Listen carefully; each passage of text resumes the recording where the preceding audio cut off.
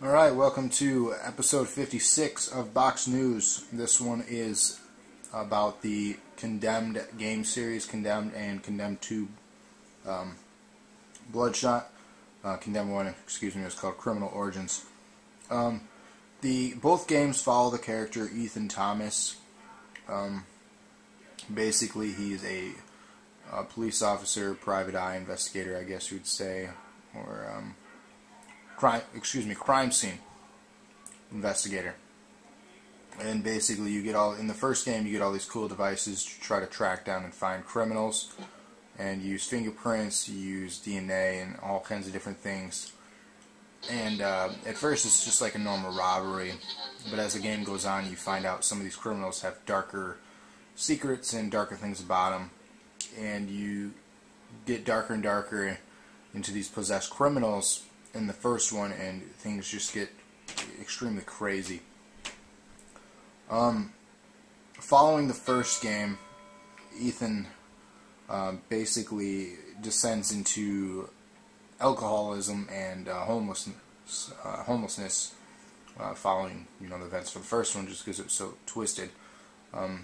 The alcoholism has messed with him, and also has had him starting to see some of the creatures, if you would call them that, or criminals, from the first game.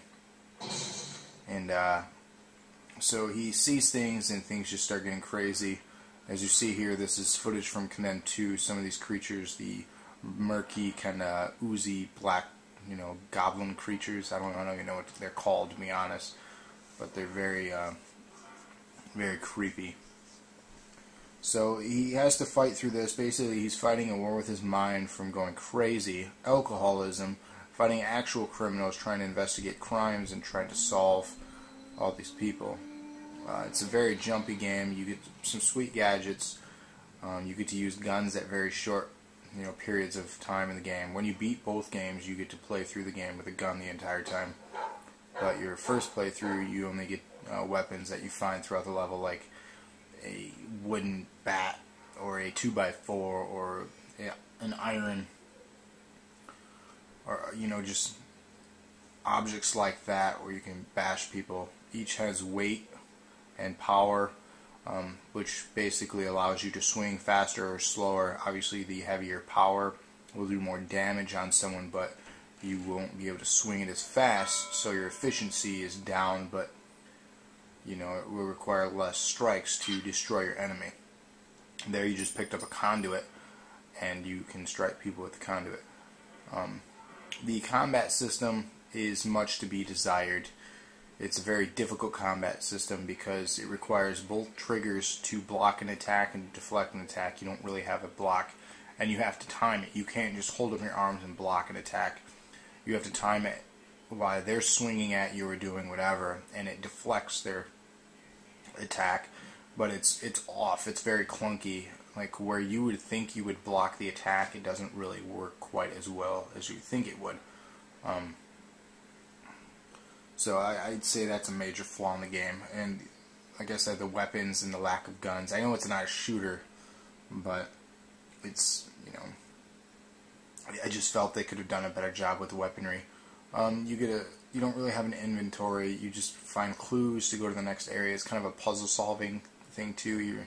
It's like if CSI, the show, would meet Silent Hill, I guess. If those two would meet, that's what Condemned is. So like you see there, you have to throw an object, gets a ladder, and then you try to find your way through the level. Both games are roughly 8 to 10 hours long. Condemned 2 actually features online, which not many people played. I played it online for a while, but it was hard to matchmake, and I wasn't very good. There was a couple game modes in it which were kind of fun. Like basically, Team Deathmatch was one. Try to destroy so much objects in someone else's area was another, and survive. It was just because of the combat system. It was very clunky, and you didn't get to use guns online because that would be too easy. So it was very clunky. Story-wise, it's a decent story. The psychosis the area, which they called it. It just, caused the riots and whatnot. And you eventually take down serial killer X. He's the one that you are investigating in the game, or the second game. And basically that's just what you go through in this game. You have a partner, basically, Rosa. She helps you throughout it, and I mean, things happen to both of you, but she's the one that kind of keeps you, on a straight and narrow, keeps you balanced, because you, like I said in the beginning game, you are a heavy alcoholic, and so you make your way through those events, and they set it up to potentially be a third one. I hope so, because they are a fun game. It has a good story, but I hope they improve on the combat system, and it could be, an excellent game. But controls, like I said, I hope they improve on. They're below average. The combat system, is below average. I feel it could be a lot better.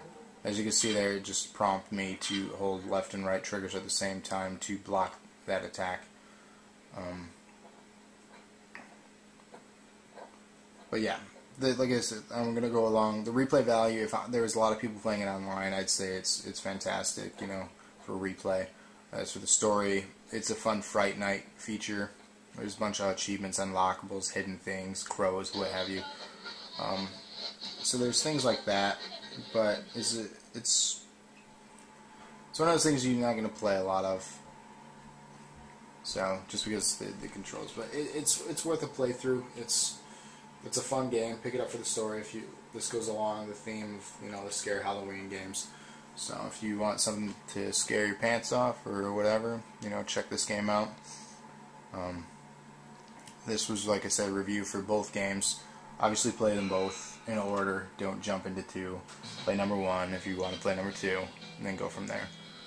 But hope you enjoyed my review. This is Condemned 2 footage, but the review is for the series as a whole, and here's to hoping they make Condemned 3, if they make it bigger and better. And hope you enjoyed my review. Stay tuned for more box news.